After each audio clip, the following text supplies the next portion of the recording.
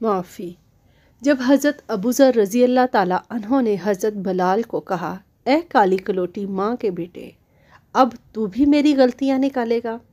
حضرت بلال یہ سن کر غصے اور افسوس سے بے قرار ہو کر یہ کہتے ہوئے اٹھے، خدا کی قسم، میں اسے ضرور ضرور اللہ کے رسول صلی اللہ علیہ وآلہ وسلم کے سامنے اٹھاؤں گا۔ یہ سن کر اللہ کے رسول کے چہرے کا رنگ بدل گیا اور آپ نے ارشاد فرمایا، ابوذر، کیا تم نے اسے ماں کی آڑ دلائی؟ تمہارے اندر کی جہالت اب تک نہ گئی؟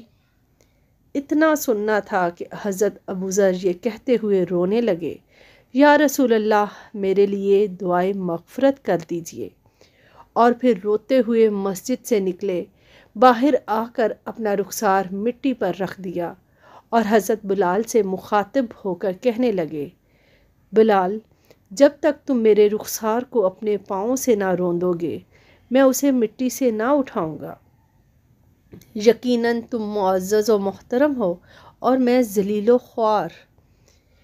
یہ دیکھ کر حضرت بلال روتے ہوئے آئے اور حضرت ابوذر سے قریب ہو کر ان کے رخسار کو چوم لیا اور بے ساختہ گویا ہوئے، خدائے پاک کی قسم، میں اس رخسار کو کیسے روند سکتا ہوں جس نے ایک بار بھی خدا کو سجدہ کیا ہو؟ پھر دونوں کھڑے ہو کر گلے ملے اور بہت دیر تک روتے رہے۔